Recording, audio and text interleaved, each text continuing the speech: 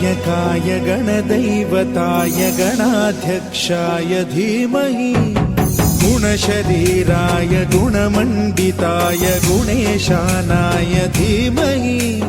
गुणातीताय गुणाधीशाय गुणप्रविष्टाय धीमहि एकदन्ताय वक्रतुण्डाय गौरीतनयाय धीमहि